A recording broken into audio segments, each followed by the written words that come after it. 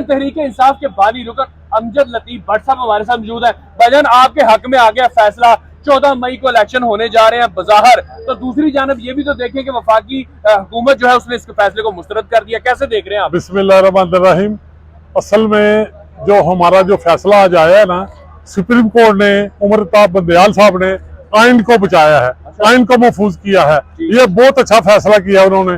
लेकिन जो पीडीएम वाले हैं जो करते हैं वो उनको करने दे, वो उनके ऊपर इंशाल्लाह ताला ये जो आर्टिकल 6 है ना वो लग जाएगा अगर वो बाज ना आए तो। वफाकी हुकूमत को बहाल किया सुप्रीम कोर्ट ने कि वो पैसे देंगे सूबाई हुकूमत को, लेकिन वो नहीं देते, कोई बहाना लगा लेते हैं फिर।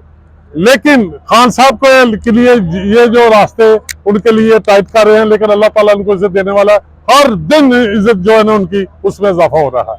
जनाब, क्या जज्बात है आपके? जी अल्हम्दुलिल्लाह, आज जो हक और सच की जीत हुई है, ये ना सिर्फ अदलिया की जीत है बल्कि मैं समझता हूँ पूरे पाकिस्तान की जीत है। और इससे जो मुआशी हालात है मुल्क के और जो अफरा तफरी और अनारकी फैली हुई है मुल्क में, इंशाल्लाह वो इससे सारे मसले हल होंगे।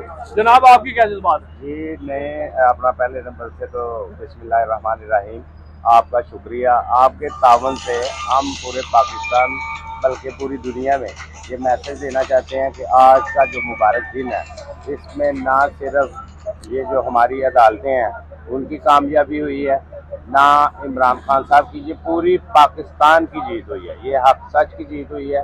इसमें इंशाअल्लाह ताला जो चीफ जस्टिस साहब ने अपने टाइम पर इलेक्शन करवाने का कहा है, इसमें मैंने भी टिकट जमा करवाई है एमपी की अल्हम्दुलिल्लाह साजिद जाट के नाम से, तो इलेक्शन मैं भी कंटेस्ट करूंगा। खान साहब से टिकट इनके घर बैठे हैं, टिकट की डिमांड भी की है हमने, टिकट हमें मिले इंशाअल्लाह ताला। जबरदस्त होगा जनाब, इलेक्शनों की हार और जीत का फैसला तो 14 मई के बाद होगा, लेकिन खिलाड़ियों का ये कहना है कि आइन और कानून की सलाम